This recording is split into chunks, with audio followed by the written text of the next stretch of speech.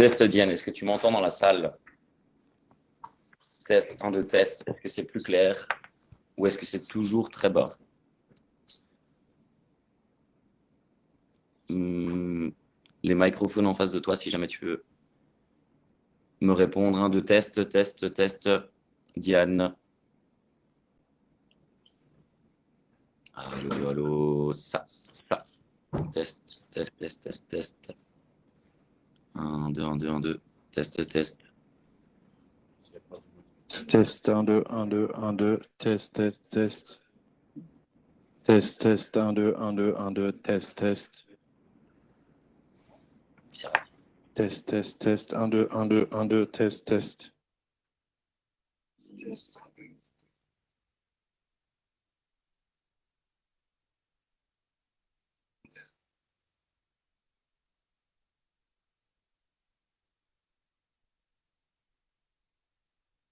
Diane, si tu m'entends, dis-moi si je dois continuer à faire des tests par message, s'il te plaît.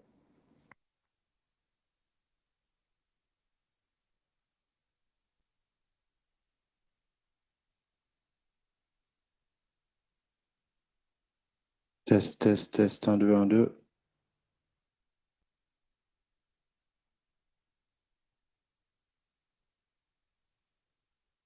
Test 1, 2, 1, 2, 1, 2, test, test, test, test.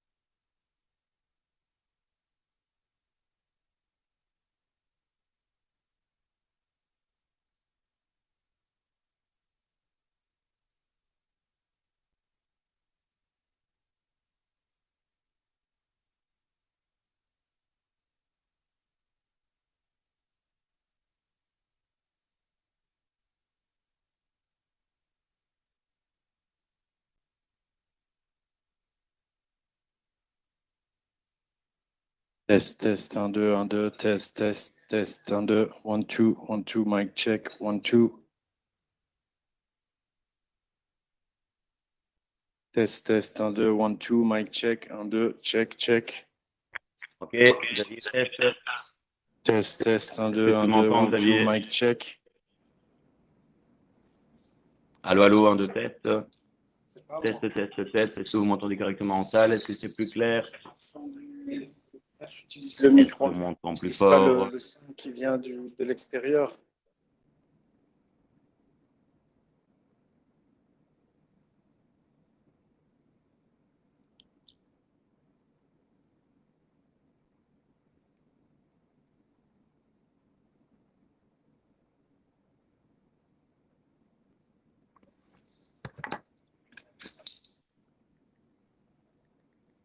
Ici, quand j'utilise le micro, si on entend.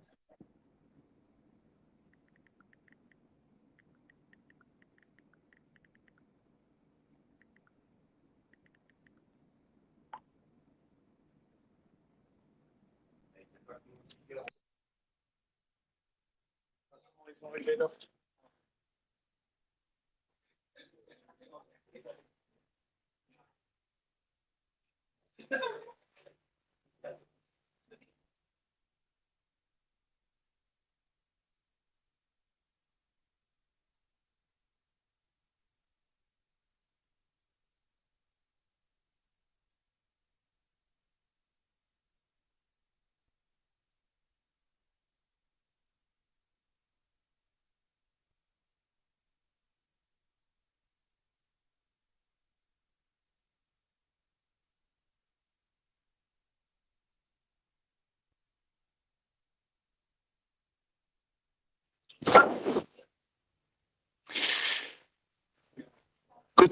Good morning. Good morning. Sorry for this delay. We had some technical issues here, but good morning to everybody. It's a pleasure to have you all here. Thanks to Jajab for organizing, Jajab Europe for organizing this morning, this breakfast. Thanks to our speakers came here. My colleague Solid Perez will join us soon. Well, I think we are here in a very interesting and critical moment. Since yesterday night, after a long debate of some hours, we have a new commission. The new commission will start its work in a few days, the 1st of December. And we have on the table for the work of this commission 2 reports, which I think are extremely important also for the debate we are having today. It's the Draghi report on competitiveness and it's the latter report on single market. And I'm personally convinced both competitiveness and single market are extremely important for the topic we are debating today. Yesterday evening, my political group, the European People's Party, had a very interesting evening here, just in this restaurant. We had here 4 CEOs, bosses of the most important car producers in Europe, and other 2 members of the management board of other 2 big companies in Europe. And we debated exactly the topic we are debating today. So how we can accelerate electrification in the car industry and what are the next steps we need to do. And I think there is a clear commitment in the industry and in politics to go towards electrification. The big debate we have, and this I was very well aware also yesterday evening in the debate with the CEOs, is our politics, is our European approach the right one? In politics, I think it's always a question, we always speak about sticks and carrots. What is better? To impose rules or to try to find conditions which then bring to an evolution to the result we want to have? And honestly, but on this I'm very curious to hear from you what you think about this. Honestly, if we look what's going on in the world, we have a very, let's say, stick politics in Europe. Others have a very carrot approach. And unfortunately, for us, are much faster than us. And on this, I think we need to think about this. And this will be a big debate at the beginning of the next year. You know, we have to speak about the emission rules for obligations from 2025. Does it really make sense to apply penalties in this moment? How we can help industry to roll out the electric vehicles they need to roll out? Because I'm convinced the car industry and the charging industry is heavily connected. The charging industry or the charging system in Europe will evolve only if we have enough cars on the street. We can say here from Brussels that you need to put charging systems every 50 kilometers, you need to have that. We can always say, but if we do not have enough cars on the street, it will never work. And I think this is the big topic we have on the table. And for this, I think we have to combine, let's say, to come back to what I said before, we have to combine our stick policy with carrot policy. And with this, I mean, we need to help to roll out charging systems in Europe, all over Europe. It was quite interesting. A CEO of one of the biggest car producers in Europe yesterday said, okay, I can take If I take the European Union, we have more or less 1/3 of member states where the charging infrastructure is more or less okay. Then we have another third where the charging infrastructure is evolving, and we have 1/3 where the charging system is zero. And on this we should reflect, because clearly as long we have member states and regions in Europe where the charging infrastructure is zero, consumers will not buy electric cars. They will buy other cars. We need to have a working infrastructure all over Europe. And a last thing I would like to say, and therefore I said that's also a question of a functioning single market. We need, especially on fast charging stations, we need a competitive working single market in Europe. I personally think, and maybe I'm too pragmatic, but I think no. Consumers, unfortunately, if they buy a car, maybe the question say if they can reduce CO2 emissions, this is the second or third important choice. The important choice is how much it costs and how much it costs afterwards. And if they hear that and see that on fast charging stations, they need to buy 70, 80, 90 cents per kilowatt hour, they will simply not buy electric cars. And this is due to the fact that we do not have a real European competitive single market on the electricity market on fast chargers. And on this, I think we need to work. We need to help. And I'm very much in favor here, to come back to carrots, I'm very much in favor of carrots, so to help with public money to install infrastructure.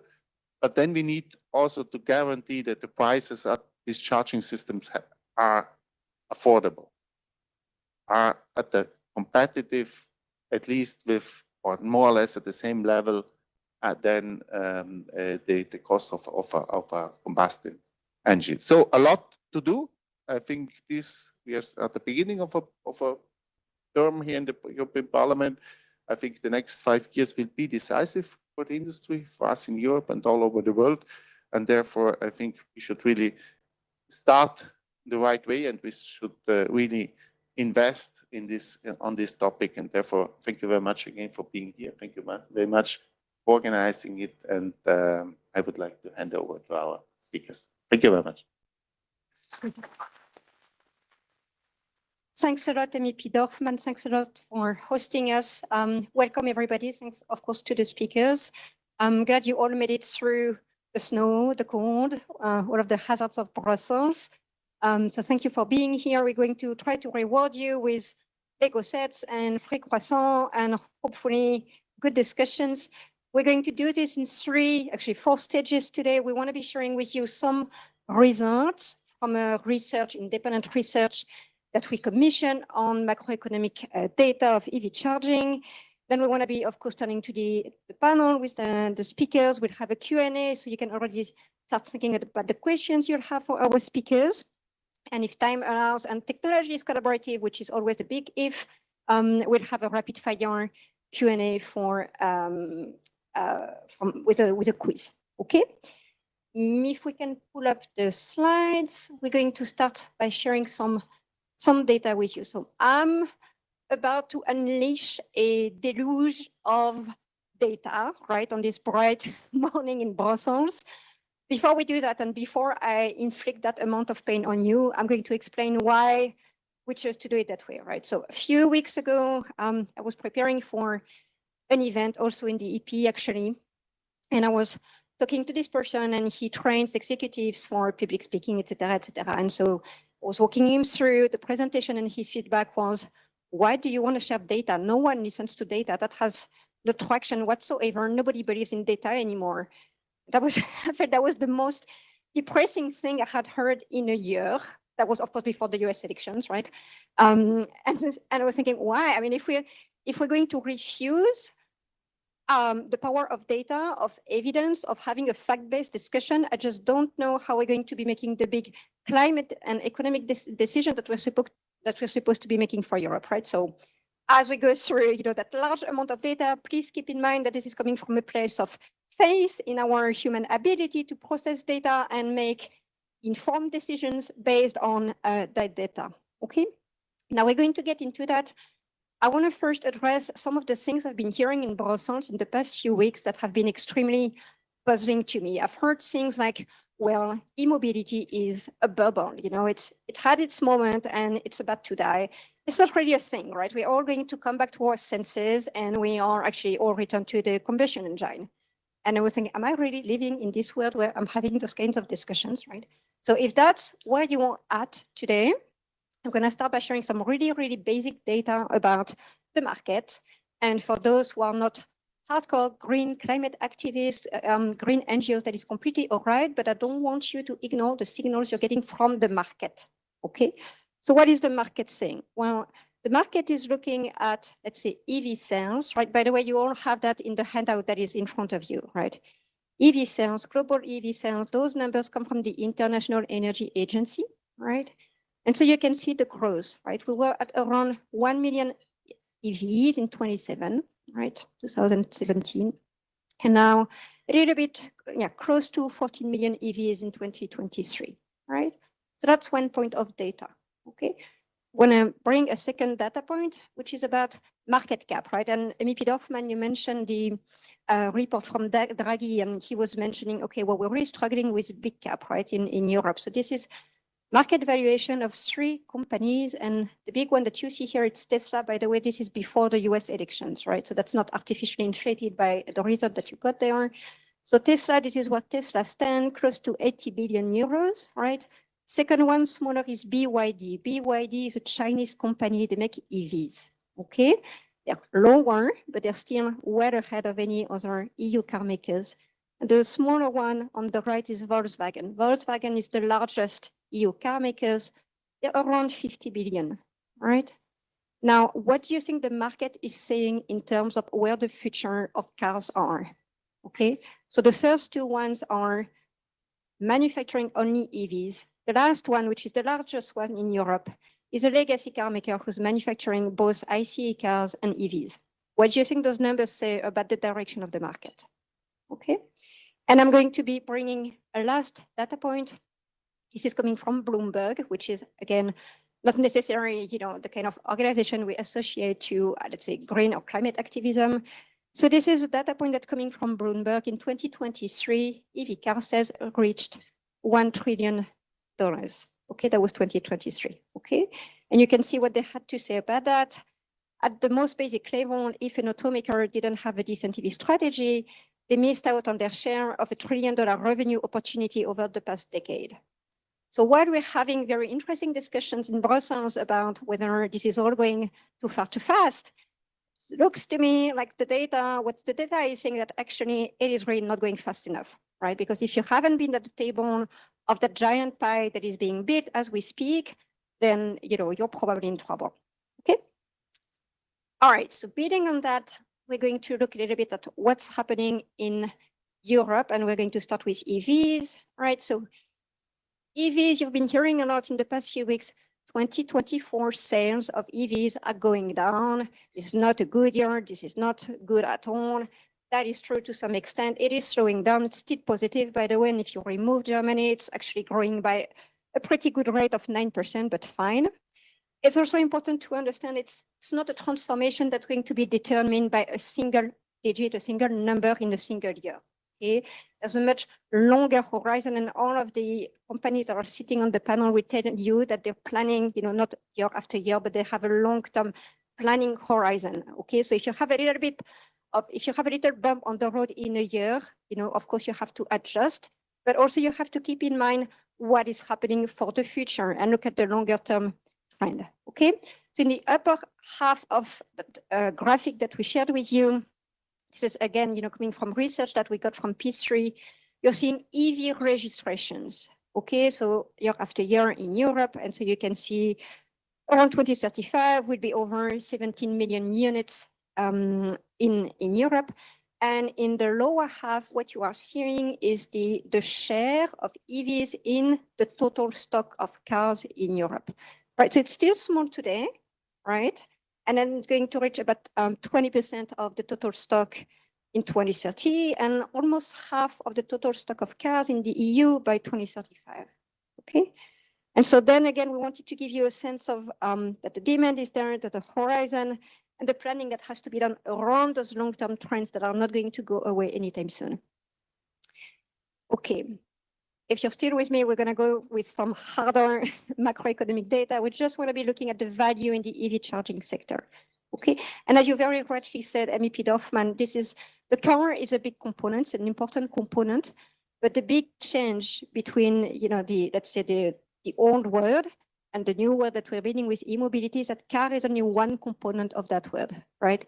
It's a much broader interconnected ecosystem that will include the grid, the charging, and the car itself. And if you want to develop a complete picture of what's going to be entailed by that transformation, you need to look at that full ecosystem that is being built at the moment. Otherwise, you're missing 80% of the picture, okay? So if you're just looking at EV charging, right, and the kind of value we're going to create, well, just go straight to the big numbers, 90 billion euros. That's the value that's going to be created by the sector by the end of the decade, by 2035. I'm sure that's not a number that means anything to anyone. So just to give you a sense, that is the GDP of Luxembourg, okay? So we're not even pretending to be like the fastest or the biggest new segment in the e-mobility ecosystem that is being built. And yet, little EV charging is going to add the GDP of Luxembourg to Europe's economy, all right? So when we're thinking about the transformation that is going around e-mobility, right, let's remember that you have other parts beyond the cars that are going to contribute growth and jobs to Europe's economy. Speaking of jobs, which has been in the news a lot, also just to give you a sense of what the picture looks like on the EV charging side, we're going to reach over 220,000 jobs by 2035. Okay, you can see the growth rate, okay? Roughly speaking, this is a sector that's going to add 15,000 new jobs in Europe every year, okay, between now and 2035, okay? I would really love to hear from anyone if you're aware of any other sector that is growing at that rate, okay? And again, when we are looking at a transformation that is ongoing in the automotive sector, we have to keep an eye on the full ecosystem that is being built, okay? Now, interestingly, so you have the breakdown, and when you have time, you can look at that. We're talking about local jobs, right? Because Peter here, who has network in CE countries, it's not going to do too much good to serve the EV drivers in Croatia if he builds his infrastructure in Tunisia, right? So it's local demand for local drivers, of course. That means none of that is going to be lost to China, right? And interestingly, it's not an economy that's just going to generate jobs for people with a software degree from Stanford, right? Good for them, but they're going to be fine no matter what. Those are also local jobs that will require technical skills, people who will dig holes in the ground and install chargers and make the electrical connection, et cetera, okay? So it's a broad range of skills that's going to be required to bring that vision to life, okay?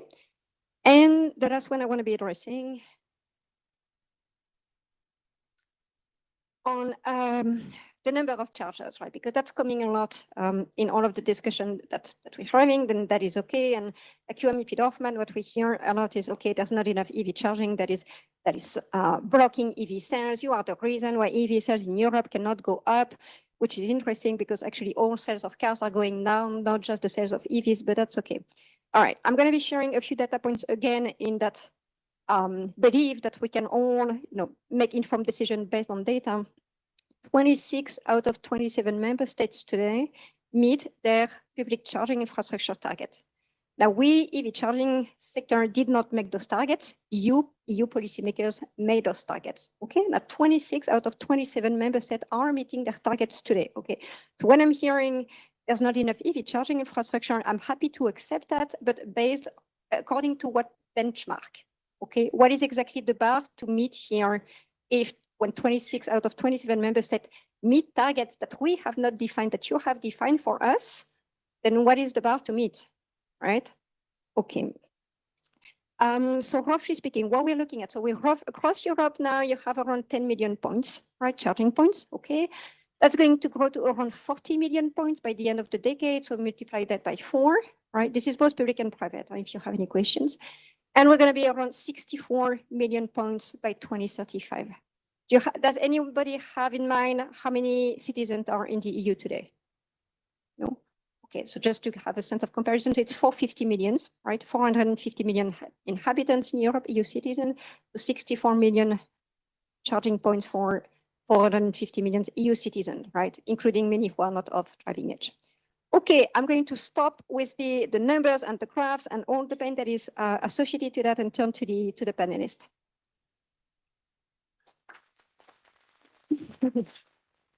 Thanks, everyone. So I want to turn first to our panelist here, who is Peter from a charge point operator which operates in CE countries, which is called Greenway. Peter, can you say a few words about Greenway? Also, what is the role of the charge point operators? And for all the speakers, what I would like to hear from you is, the title of this event is Automotive Crisis or E-Mobility Opportunity. What do you think is going on? If I can hear your views, that would be fantastic. Thank you very much and welcome. Very nice event. Thank you for organizing it. Very nice intro from both speakers. Thank you very much for the data point. I think I was able to consume it. It was very interesting. A few words about the Greenway. We are the charging point operator and the EMP, so we are providing the charging services in Central and Eastern Europe. We are based in Slovakia, Poland, and Croatia. And our role is very simple. If you buy an electric vehicle and you want to access the public charging infrastructure, then we are the one where you go. You register with us, put your details, put your payment methods, and then you are able to use the chargers in our network and as well across Europe. That's very simple description what we do. Obviously, behind that there is a lot of technical skills, a lot of IT skills. It's to a large extent this is an IT business. So we do a lot of things from putting the cables to the ground through the coding of IT and then answering the questions of our customers on the Facebook. Everything needs to be covered as the proper. One thing what I want to say about the EV charging industry is that EV charging is not a pleasure.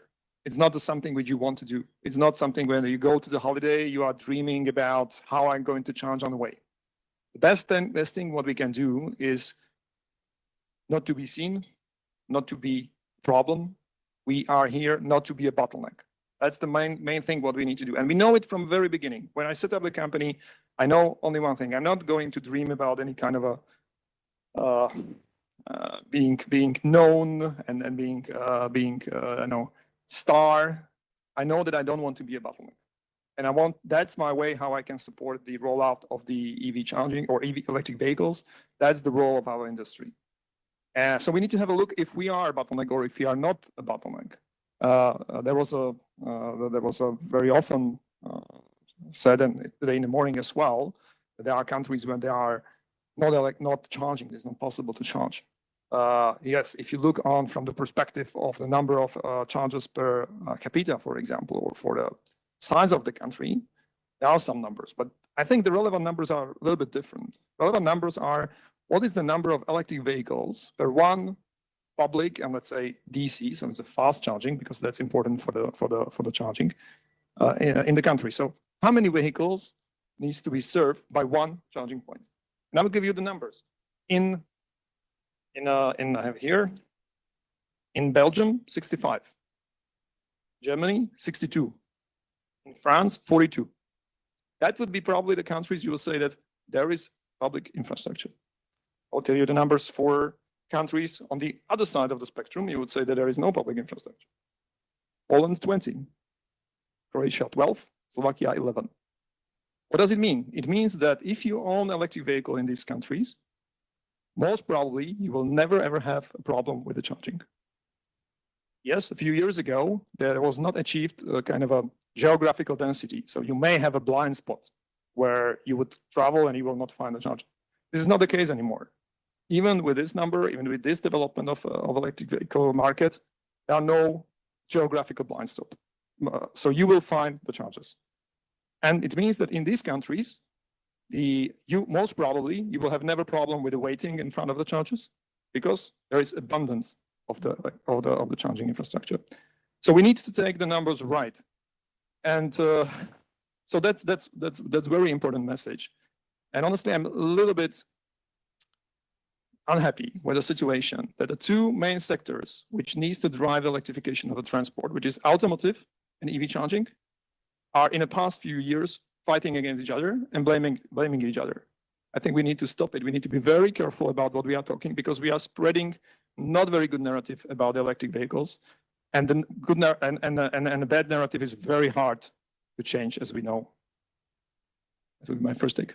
Thanks a lot, Peter. So next to you, there's Wolfgang. He's from Alpitronic. Alpitronic is a Harvard producer, so they make chargers, and interestingly, they make the chargers in Europe. I cannot imagine where that enters. Wolfgang. Thank you. Thank you, Lucy. And just to say that I like numbers very much. Yeah, good morning, everyone. My name is Wolfgang Ademer, and I'm CMO at Alpitronic. Alpitronic is a South Tyrolean hardware maker for fast charging stations. And if I look back, this company is a good example for the ecosystem which is growing around the e-mobility space. As in 2017, we have been a small engineering company with 25 people. Today, we are surpassing 1 billion of revenues in euros, and also have hired more than 1,000 people, bringing in lots of talents from different regions to the South Tyrolean region. That said, the broader picture which I'm looking at is, the transformation itself, which is taking place from fossil fuel burning to electrification in different matters. On the e-mobility space, I really feel that we need to look at the motivation of this transformation. So we are looking into decarbonizing transport publicly and also for goods in order to mitigate climate change. This is really, what drives us all the time. And that being said, we were frequently discussing different levers, what could be, pushed in order to make this transition a faster transition and a more predictable one, which is a necessity for the whole ecosystem, actually. And one of those I want to touch base in my first few sentences here, which is the consumer behavior. We need to educate consumers to drive EVs, and we need to educate them in order to being more confident in terms of, buying an EV, how to operate an EV, not spending a lot of money on EVs and then losing it because there is no value left on the car afterwards. And this all is a kind of educational effort, which we also need to tackle through the politics, actually. And on another note, because it touches the question of, do we have enough charging stations on the street? And the answer is yes and no. And I strongly agree with the statement of Mr. Dorfman that there's regions where it's okay, and other regions where it's not okay. And still there is a whole industry which is just entering this market, which is the transportation sector. That all being said, I see a strong perspective for growth, also for the whole economic system on e-mobility.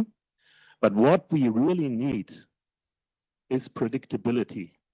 What we cannot afford is changing regulations, changing minds, especially also the public communication, I mean the press especially, which is voicing concerns a lot, and thus kind of infusing again doubts to the consumer minds, which then returns in hesitation to buy EVs.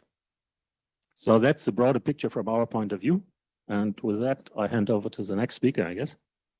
Thanks a lot, Wolfgang. Moomen, can we turn to the European Commission? Automotive crisis or e-mobility opportunity? What do you think is going on? Good morning, everyone.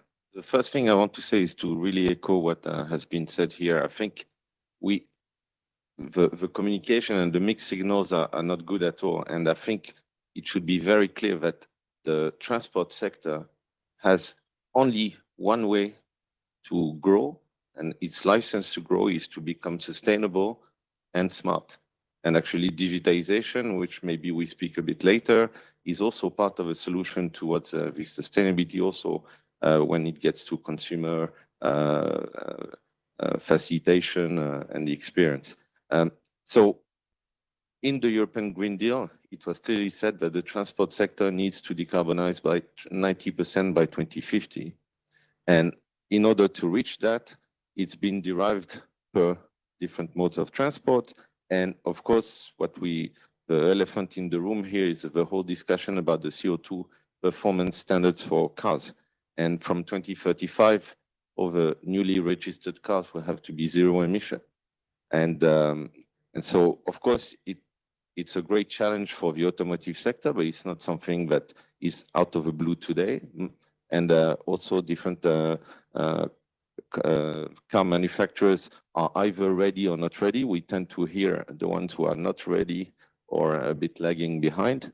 But and of course, there are also challenges coming from the heavily subsidized car manufacturers from third countries, and we've tried to address this with the anti-subsidy case that we have done against some of the Chinese manufacturers. But I don't, at least I will be very clear that for us, e-mobility is actually the solution. And it's very important that we don't send this mixed signal about that. And worldwide, because we talk here about Europe, but there's a clear trend towards e-mobility with a clean this clean trend to buy electric cars, and because that's what people want. Everybody wants to have cleaner cities. Everybody wants to I mean, just on my way to come here, I mean, the pollution just to come here from some of the garbage trucks that I had in the street, that was just amazing. So as an individual person, I want to also have clean air wherever I am. And so I think that it's e-mobility is part of a solution. Sending mixed signal is not good for the ones who are playing a bit with fire. It's a bit the same for aviation, where when you talked about legacy manufacturers, you have legacy carriers who are sending also mixed signals on sustainability. And I think our companies should embrace e-mobility, and because we have given a predictable legislative framework for that, and that's the only way actually to be competitive. And all the ones who are dragging their feet, trying to think that we would get different alleviations or flexibility, actually are losing time, which is precious time to actually be competitive. Thanks a lot, Moumen. And you were alluding to the fact that some chemicals are perfectly ready to meet their targets next year, and the Stellantis and the Opel and the Volvo of this world don't want the Commission to be changing anything because they made massive investment to be ready. MEP Solis Perez, not only you've worked on EV charging infrastructure regulation, you are yourself an EV driver. So you have double authority to speak on those topics. What's your thinking on what you've heard so far? First, thank you very much for the invitation. I have to say I am an MEP from Spain, but I am also very close to the automotive sector. I worked for the sector for many years before becoming a politician. And I would like to go to your question, if this is an opportunity or a crisis, because it is evident that the sector is going through a crisis. Never before has the sector supported so big challenges, not only the transformation towards electrification means transforming the entire value chain, massive investments, upskilling people, but we have to look at also the unfair competition from China, geopolitical tensions, economic tensions, critical raw materials dependence, high energy costs. And in this context, the European Union has failed to provide the tools to the sector for this transformation. And I think this is something we have to be clear for the next mandate, because we have to put in place all the tools to make sure that the electrification is an opportunity, as you mentioned. It is not only, it is not a supply problem, it's a demand problem, because citizens, and I am speaking from Spain, cannot afford right now an electric car. The infrastructure across Europe there is big disparities. You mentioned some numbers, but I can tell you that in Spain, we need 300,000 charging points in 2030, and we still have 30,000 points right now. So we need to multiply by 10 this. So, and if we don't have a policy that supports this deployment in Europe, we will have huge disparities among us. Then in this context, what to do? Because Europe cannot afford to do anything, cannot afford to stay like it is, because it's not only a problem for the sector for losing jobs or for losing competitiveness, it's a problem of losing our sovereignty. So there is no way back. I agree with you. We have the targets, we have fixed targets. We need to give predictability to the industry, but we need to do something. And in this case, it's not changing targets, it's to put in place the enabling conditions for electrification in Europe in the next 5 years. And we need to work together to do it. And we have to answer the questions and to work together with the Commission. Do we have the adequate infrastructure of charging points all across Europe? Is the grid prepared? Do we have competitive energy prices? Because as we said, and Herbert mentioned, or I don't know who mentioned it, but we need to have energy prices affordable. Are the vehicles affordable for the average citizen? Do we have measures in place to boost demand? What will be the impact on employment? Or can our industry compete on a level playing field in the global market? Those are the questions we have to answer in the next mandate. And for me, it is crucial that we have this specific plan for the automotive sectors, because the transformation is clear, but the tools are not there, and we need to support the sector and the huge investments you have already done.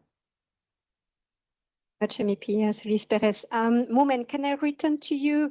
So MEP Solis Perez was just explaining we need the right policies in place to support that acceleration. The Commission, together with the European Parliament, have done substantial work under the previous mandate to already give it a good boost. Do you want to recap just for the audience, both in the room and online, what's been done and how you think that framework? Yes. Actually, one of the elements that was just mentioned is part of a solution, and we also financing a lot of the infrastructure, and we have what we call alternative fuels infrastructure facility.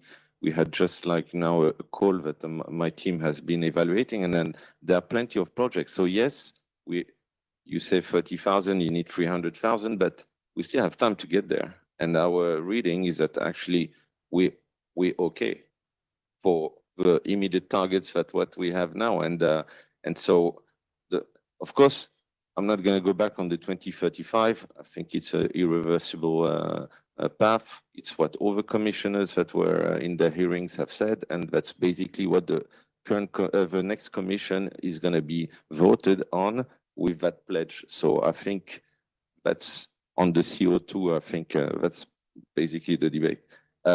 So we've done quite a lot under the previous mandate, and of course, the CO2 emissions for performance standards for cars, they are basically flanked by mandatory targets under the alternative fuels infrastructure regulation, and that's basically to ensure that we have enough electric recharging and refueling stations. So that's for hydrogen. So for publicly accessible recharging infrastructure, basically we have deployment targets for each member state, and it's basically a fleet-based target. So we try to ensure that basically the recharging infrastructure grows at the same pace as the electrical vehicle fleet that we will have in our member states. So these are also moving targets depending on how these things are picking up. And so that's all along the 10T corridors. So we have more than 100,000 kilometers of EU roads that will be having fast recharging points every 60 kilometers. And that's exactly why. So I'm not worried that we are not going to have the.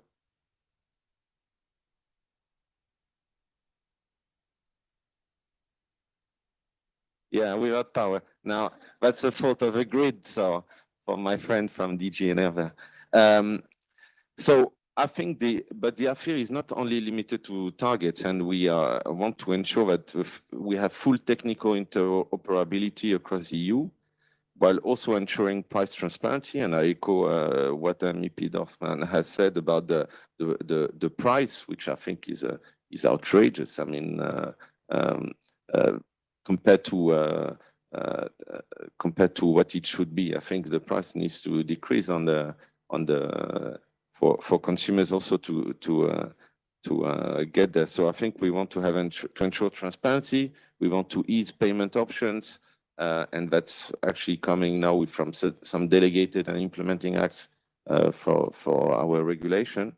And of course, we also have for private recharging, and we have the energy performance for building directive, which mandates a minimum of recharging points in new residential and non-residential buildings.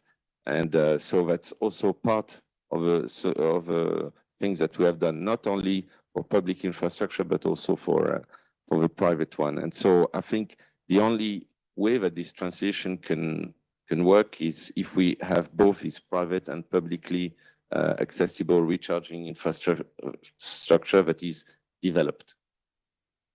Woman, I'm back now. So of course, it's a question of volume, right? So deploying those charging infrastructure, etc. That is a given, but it's also deploying the right kind of infrastructure, meeting the need of a given EV driver, right? You, Wolfgang, with Alpitronic, you're covering a particular need, right, which is like fast charging. So, especially along highways, etc. Can you describe how, the orders that you've got from charge point operators, company like Greenway, how has that evolved over time?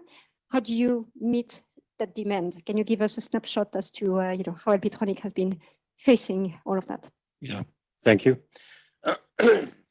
So the market uptick, and we're talking public charging here, right? So when you are not at home, you don't have a chance to charge at home, you go for any kind of public place, you go on the go charging, any fuel station or retail stores which has public DC charging. So fast charging. And for all of you, this is a very capital intensive game. So each charging port which needs to be installed on a hardware side, on our side, has a cost of 30,000 to 50,000 euros. This is going to be doubled with installation cost, and even then you need on top, all the lease cost for the space and stuff and grid connection, and Peter can talk more about it. So that said, it's really, capital intensive, and the return on invest in this business is very long. So everything what you need is a high utilization, which is kind of conflicting with the targets of having space for everyone at the same time for charging. But typically the CPOs want to have, like high utilization to earn lots of money. So to make their business case work. For us, that has meant that all the European initiatives, RFIR, for example, worked really well. It's a perfect guideline in the market and should be, turned into national schemes to fund the charging infrastructure in order to enable this early investment and to cope with some of the challenges, because you as a private investor would not maybe spend your money on this without funding. That's the reason why this was so important, and it has worked out. So the charge points grew heavily from 17 when I was starting in that business. It was maybe in Europe 20,000 charge points, DC charge points, mostly 50 kilowatt. In the meantime, we have more than 130,000 DC charge ports in Europe. And it has been a very tough journey, by the way, to cope with the ever increasing demand. So that said, with the varying information going to the market in terms of how is this market going to develop? Is e-mobility going to survive at all? This is even questions I hear from people. There was lots of doubts flowing into also the private equity scene, and also banks and all kinds of capital which were fueling that market, has shown recently lots of hesitation to put money into those business cases. This is really a problem because money then becomes expensive and the business cases are sin, I would call them, right? So this really asks for the stability in, that this, transition takes place in a reasonable time.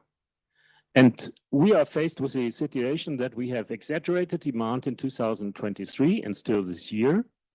And now with, a lot of grid constraints, and this brings me to the second bullet point of constraints, which is currently hindering installation of charging infrastructure, is the grid.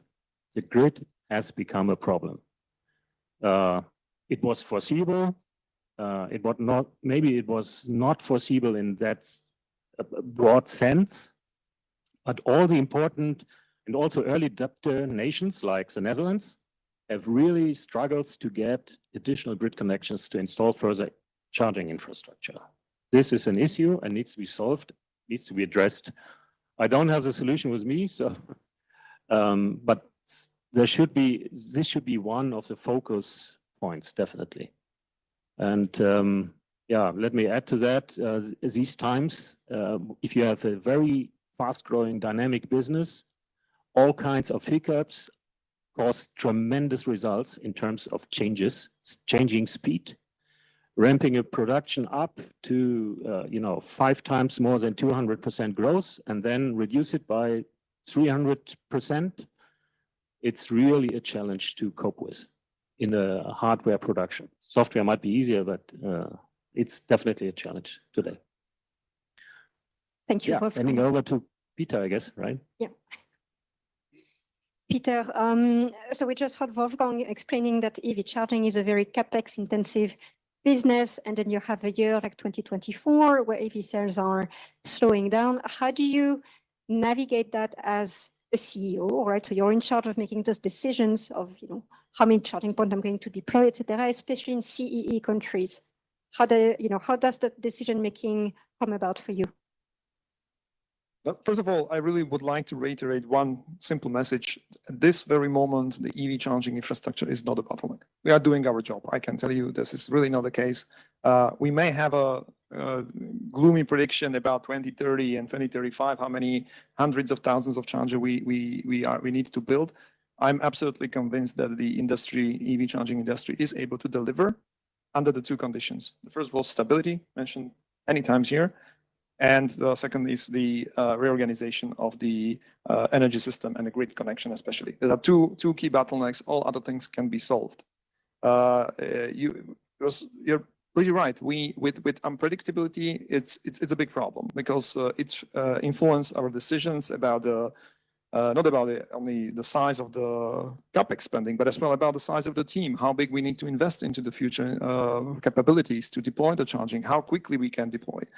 And the problem with the especially institutional instability, because you can have a different types of instability, which can be problem on the supply side, some ship in a Suez Canal, and this everything can be solved. This is one of even maybe sometimes black swan. But if we have the institutional unpredictability, like the discussions about the targets, emission targets, it creates a precedence. It creates a precedence that this instability can come again in 2 years, in 3 years, in 4 years. And we are doing the investment for 40 years. Our investors need to deploy capital for 40 years to put into the ground the cables, the transformer station, and other things. And this is critical. So any signal, any change which we will do now will not only impact immediate situation, but it will impact the perception of the stability for a number of years to come. And that's the problem for us. Yeah, we need to navigate. Obviously, we cannot be naive. We cannot predict that the market will go only up. There could be bumps. There could be reasons for delays. That's up to every CEO, up to every industry to navigate through these times. It's not different in our industry. We will navigate through it. But I really would like to stress this: the predictability is a key. And there is a lot of talks in Europe about some kind of a industrial policy for car manufacturers, for automotive, that needs to be on the place. I'm with you. I think it needs to be on place. But there are 2 first pages on this policy. Needs to be predictability and needs to be focus. Europe was overtaken by Chinese producers because they have a focus. And I would I'm at the benefit, I'm not a politician, so I don't have to be politically correct. So I would really call for end of the political correctness in terms of the technological neutrality. Technological neutrality is fine at the very beginning when we are doing the research and we don't know which path we are going. When we're coming to the stage of where we need to focus our effort, this is a distraction. This is a problem. We should stop thinking about hydrogen in the transportation, synthetic fuels, all these things.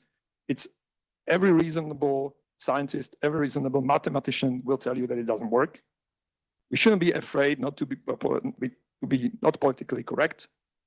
I would say technological neutrality is not the same as a gender neutrality. Hydrogen will not get offended if we tell him that it's not going to be used in cars. So let's be focused, because if we are not going to be focused as an industry, as a Europe, it's very hard to compete with those who are. Thank you very much. Thanks, Peter. MEP Solis Perez, I saw you nodding when Peter was mentioning policy predictability and how important that is for us. Earlier on in the panel, you mentioned the industrial automotive plan that is being divided somewhere in the European Commission. Do you have a wish list for that plan? Have you already given some thoughts to what you would like to see in there that you think would be useful to do that electrification acceleration that we're mentioning? First, I agree with you that we need to give predictability to the sector. Huge investments have been done, not only for the car manufacturers, but for the charging industry. And I agree with you, we need to focus on the technology, and we need to compete with China and with the US, and we should not lose our focus.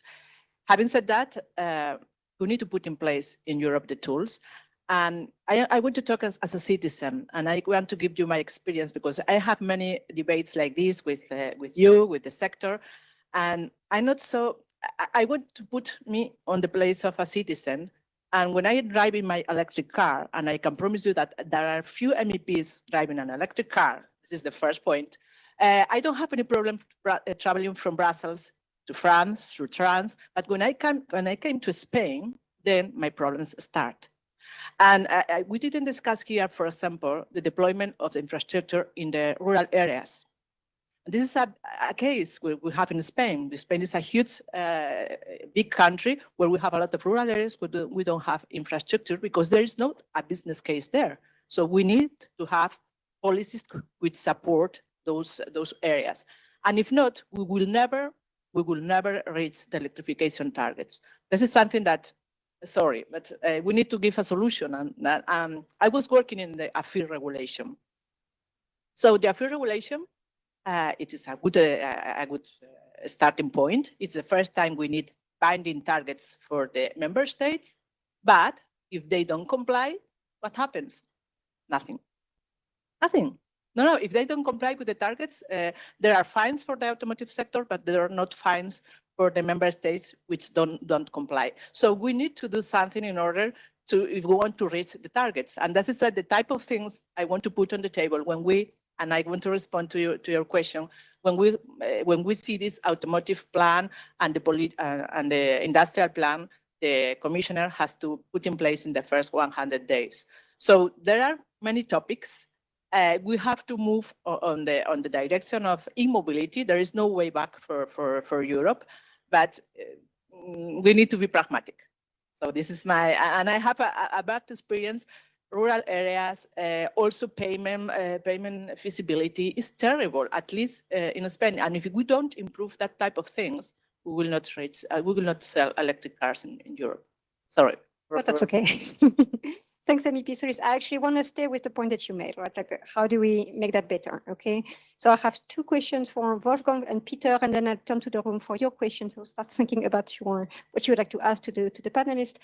Peter and Wolfgang, very quickly, can the two of you name three pain points, or let's say blocking factors that you're facing and how you'd like those to be addressed?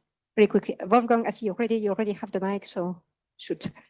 Well, I mean, this has been talked about a lot. So what we need is BEVs on the street, electric cars, a lot. So next time I will be here, if I would ask you who is driving an EV, at least 80% of you should raise a hand, you know, as I call you educated people. And so that's very important.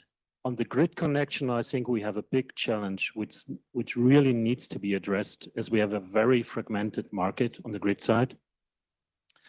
And this needs also regulation. Otherwise, we won't overcome, especially what has been pointed out on the rural areas, where it's sometimes really hard to get grid connection, or even in urban areas where it's also hard to get additional grid connection. There needs to be measures in place in order to support those constraints and to solve it. And then I'm pretty confident, at least, that from our point of view, there will be no limitation in serving the market.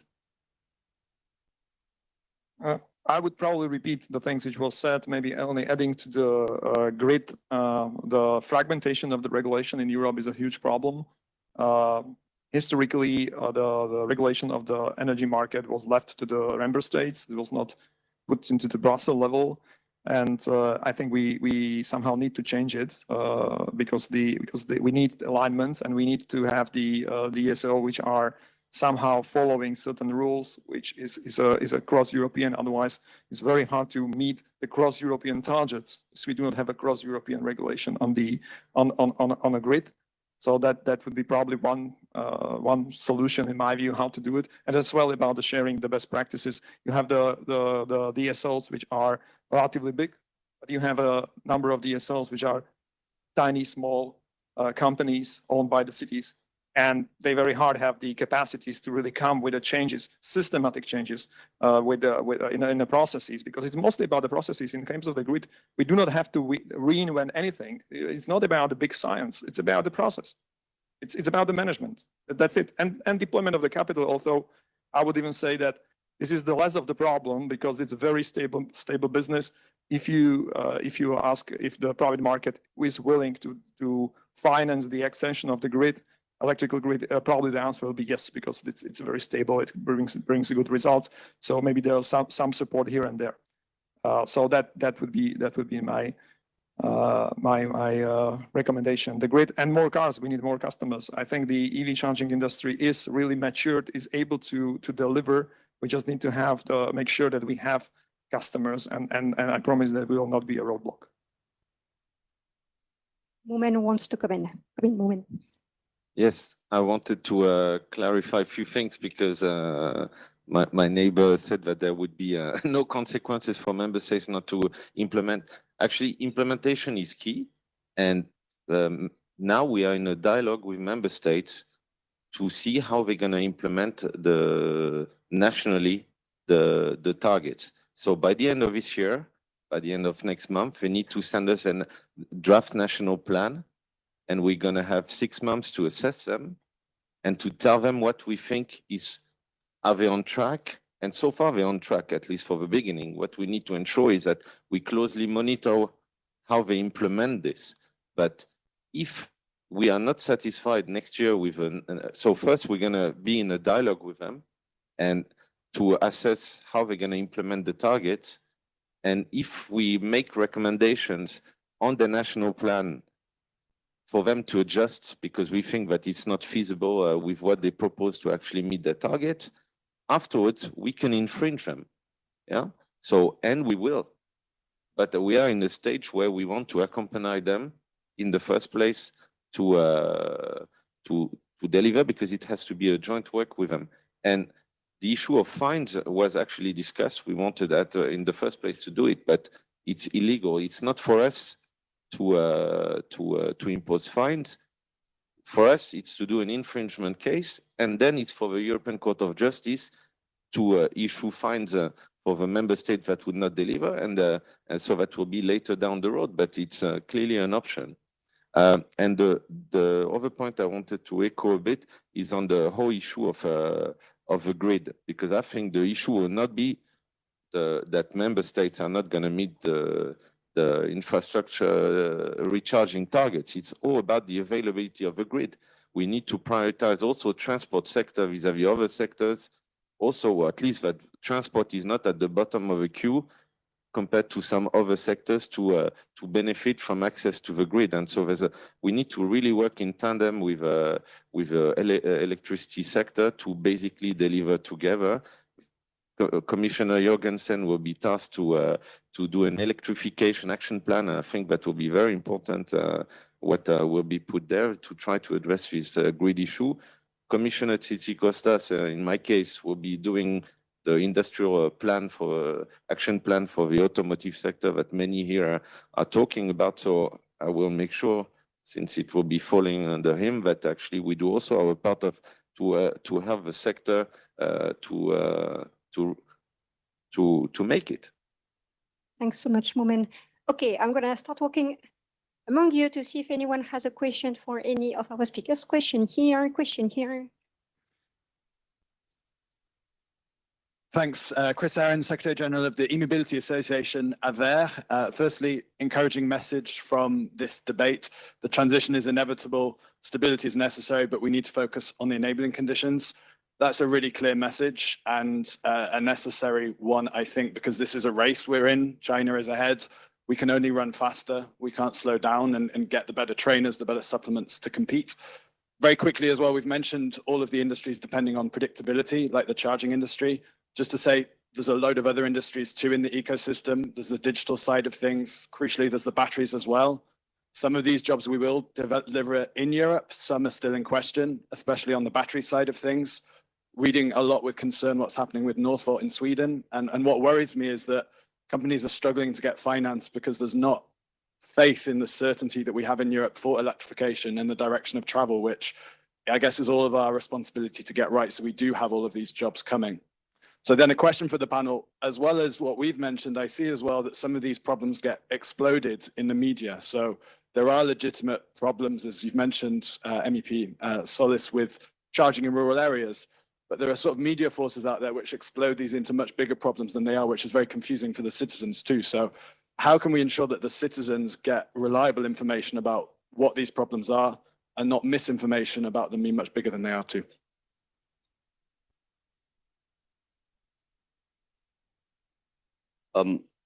Richard Ballard from Enterprise Mobility, also a member of AVER. MEP Solis, you enlisted, it was a very comprehensive but quick list of issues that this Commission and this Parliament and the Member States must address. And I want to throw this actually really to Moomin. And you mentioned it, the Automotive Industrial Action Plan. What will be the defining factors of that, even at this early stage? What will be the things that will make a difference in that to address that long list of things that MEP Solis mentioned? And just a quick word, we understand that there will be some kind of multi-stakeholder forum that will be sat behind that. Can you comment on what that might be, how it might work? How can we contribute?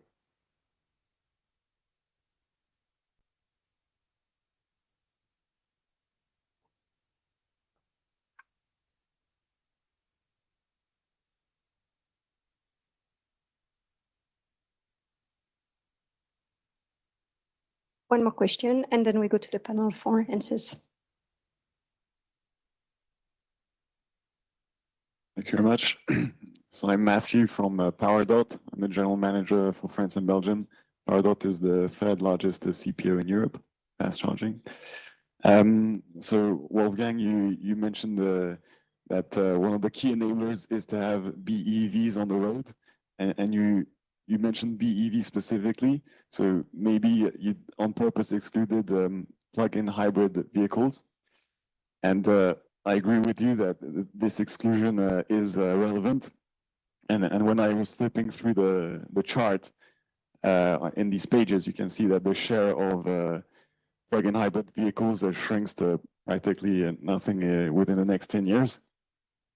So I'm surprised to see that in the tariffs that have been decided against China, it's been directed towards only BEVs and not plug-in hybrid vehicles, despite plug-in hybrid vehicles being kind of a cure that is worse than the disease in terms of pollution if you don't use it the right way. which unfortunately is the case of most of our citizens riding in a plug-in hybrid vehicle. And the consequence of excluding, of not including the plug-in hybrid vehicles in these tariffs was is very clear. Just in France, in Paris, when you walk around the streets, there are so many adverts from Chinese manufacturers for their plug-in hybrid vehicles. So we've closed the BEV door for China and just opened the floodgates on the plug-in hybrid vehicles. Is there a plan to remediate that, or yeah, what's your view on the plug-in hybrid vehicles?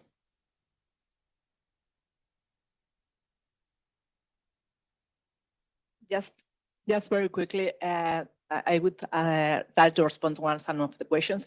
First, for me, it's important we don't confuse the citizens, and they are much confused right now. So it's our work as politicians to give clear signals that there is no change. We don't change the targets, but we support the whole industry in this huge challenge they have. But if we start confusing the citizens, we will not develop our technology, and we will lag behind beyond China and US. So for me, this is important. And this is why we don't talk about changing targets, we talk about enabling conditions. And the first thing we have to do is in the CO2 regulation is review these regulations, not to change in the targets, but to make sure in this review clause, in this review system, that all the enabling conditions we talk about here are in place. And this is something which is important. And in this review, we need to involve all stakeholders here on the table. But it's not about changing targets, it's about making sure that in Europe we have the conditions. And right now, we don't have the conditions. And it's true, it's not a question of your industry, it's a question of citizens don't rely now on the technology and don't rely now on having enough charging infrastructure because we have confused them.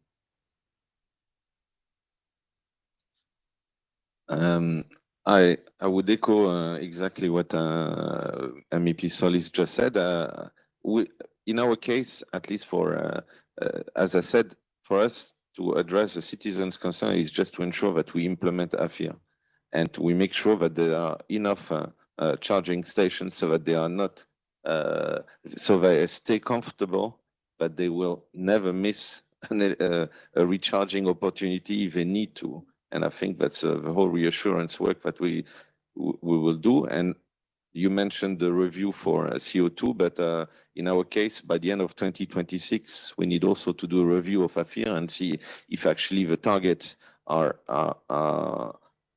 good enough. Are we going faster and we need to have higher targets? So that's also to make sure that we always stay above, on top of a curve to ensure that we have enough charging stations to address the citizens' concern.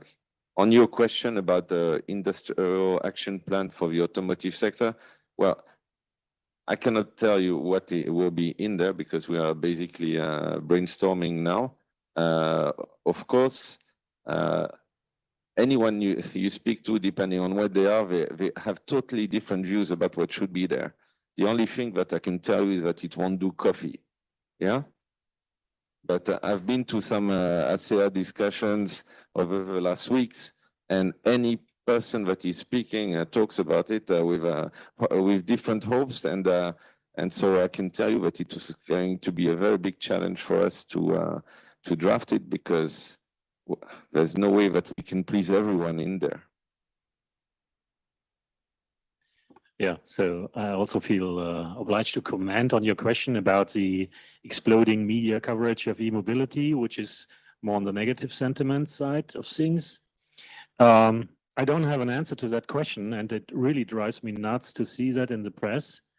For me, it's more like an ownership question. Who should be the party? Who is really driving the positive connotation of the question, right? And I would feel that it typically should be the OEMs of the car industry doing that, right? But I feel they are kind of in between.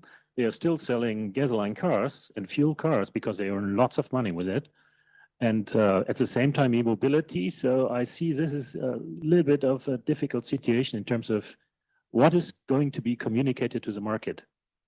And I don't have an answer. I would ask, for creative ideas. I'm not sure if on a governmental level this should be addressed. This is a very good question, which I try to underpin as a question. And one answer to the PHEV topic, which is a very crucial one, I missed it out. It's a very good comment. It's a pity that we have actually this situation that PHEVs are still, incentivized. PHEVs are not a good solution for everyone. This is really the worst of two worlds. At least this is my opinion, of course. But it's really, we know that 30% of the cars, PHEV cars, coming back to Germany from a lease, from a business lease, haven't seen a connector being unpacked. So means they are not used at all. Why are they bought at all? Because they get a tax incentive, so they don't have to pay taxes on the usage of the business car. That being said, the correct use might be okay in urban areas, but in general, we have to admit that BEVs are far superior and not limiting anymore in terms of, addressing the consumer driving behavior. So that should be, at least should be also one request from our side to, even if we are not directly affected, but this should be really addressed at the European level. We're at 9:30 already above time. I want to talk to MEP Dorfmann to maybe wrap us up, if that's okay. Just a little goodbye. Yeah, you're okay. If you have time for one more question, then I'm okay. It's more for you.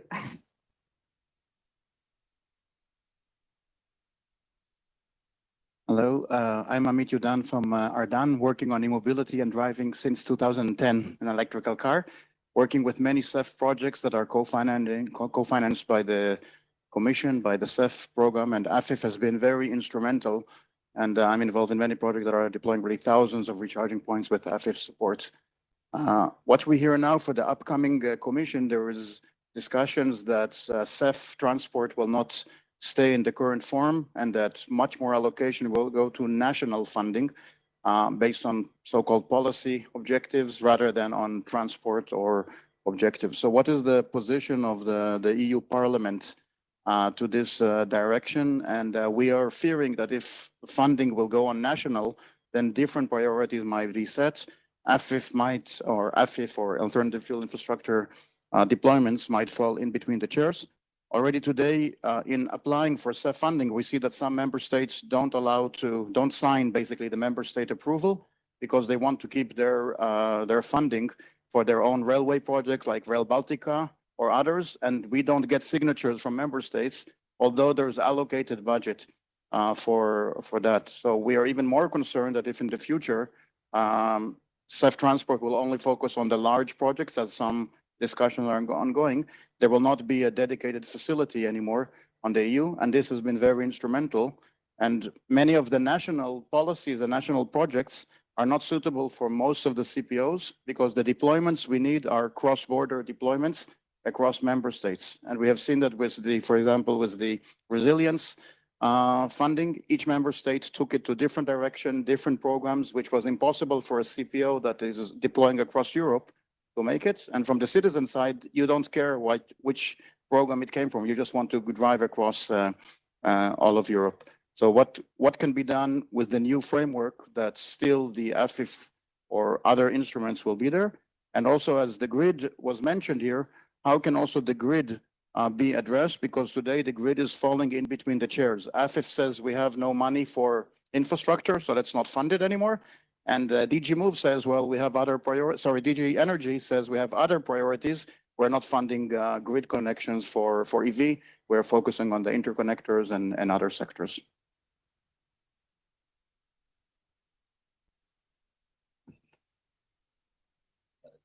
No, I agree, but I cannot answer right now. But I agree what you have said. I have the experience what happened with the resilience mechanism. We didn't use it to develop the infrastructure, and that's why I'm happy that the Commission will follow the roadmap or follow the the implementation of the AFIR infrastructure, because for me it's too late in 2025.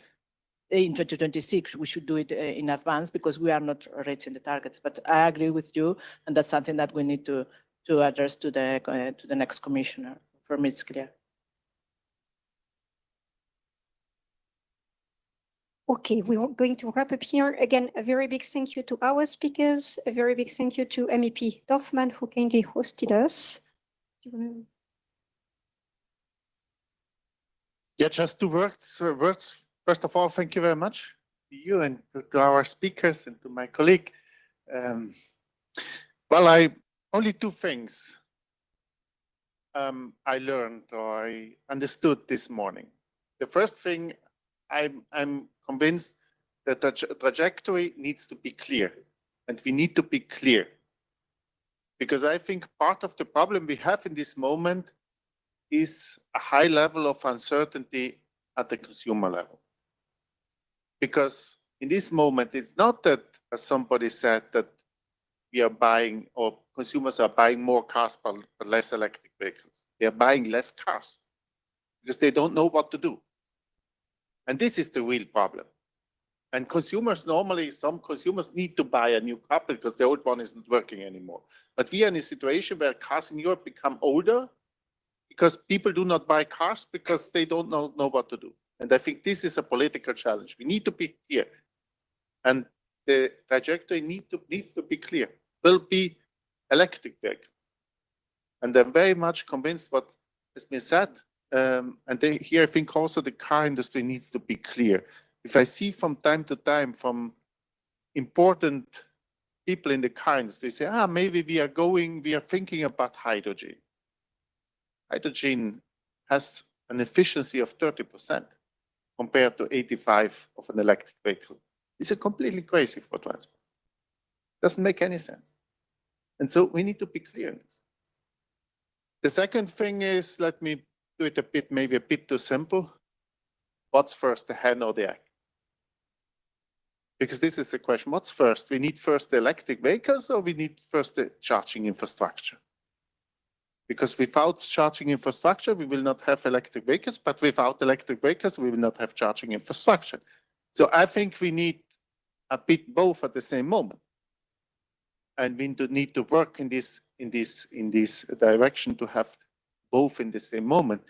And here I repeat what some of the CEOs said yesterday. They said, we don't need, and this was very surprising for me. None of them said, we are happy about import duties for electric vehicles from China.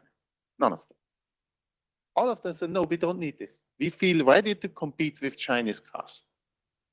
So I'm really asking myself, okay, is this the right way? Because what is duties at the end? Duties means that electric vehicles on the European market becomes more expensive. This is the result. Is this the right way?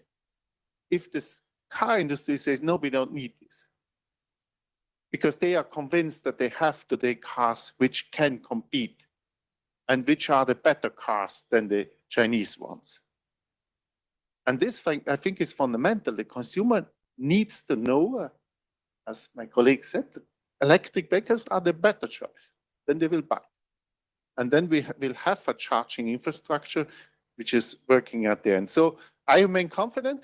I have more, but maybe I'm too optimistic, but I hope not. I think that we are in a moment of uncertainty, but this moment of uncertainty will end.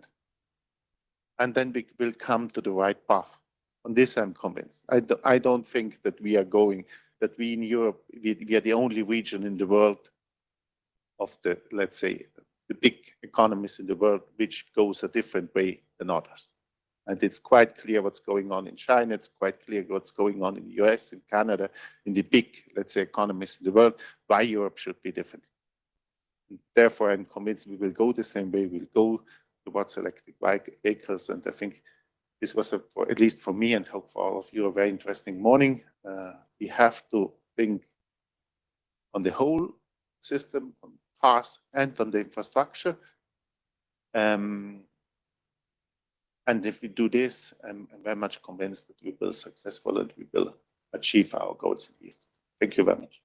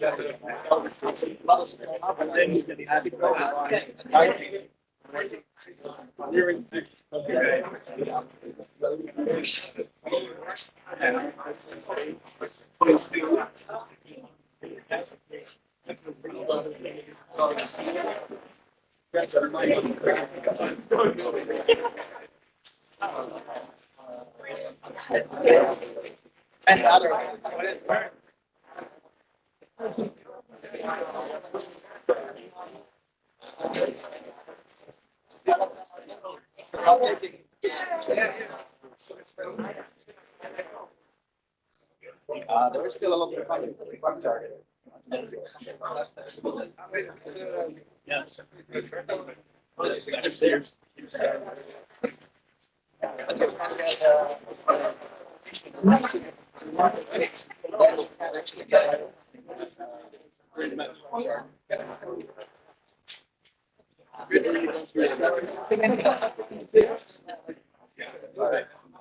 I like to take part. So many. The next time. Yeah. Not so much that. So many.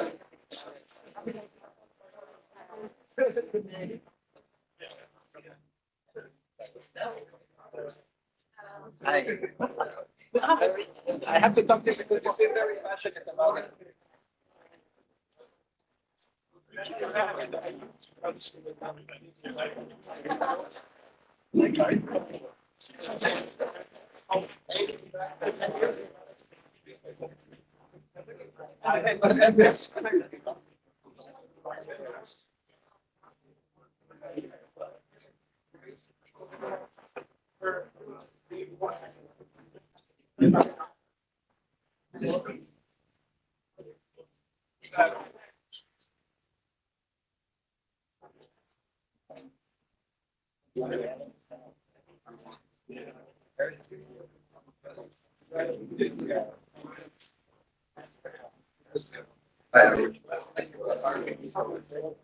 Your domestic.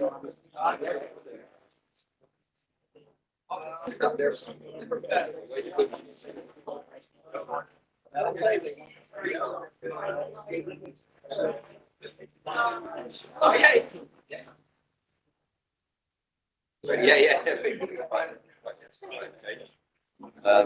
We've been the last 18 months.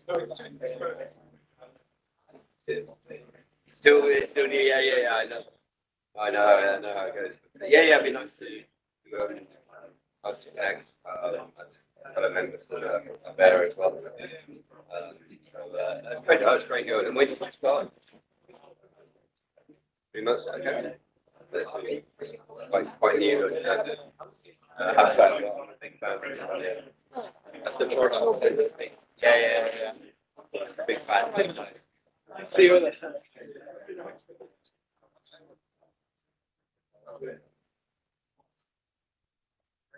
Oh yeah, no, me no doubt.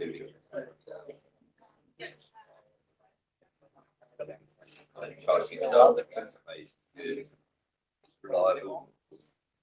Still, experience so many communications issues. Yeah, and also the campaign. I always like the campaigns. Yeah, because it makes a difference in the weather.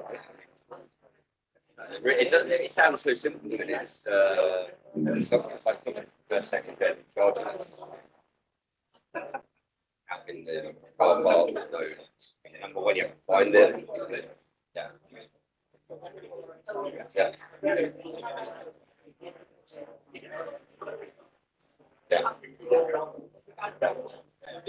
Oh no, you yeah.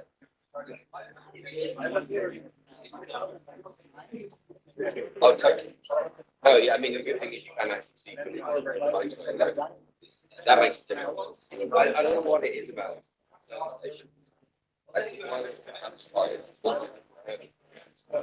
and so, I mean, okay, yes, sometimes even then, you know. Hi again. I used to work in the metals industry, if you remember. So I was the one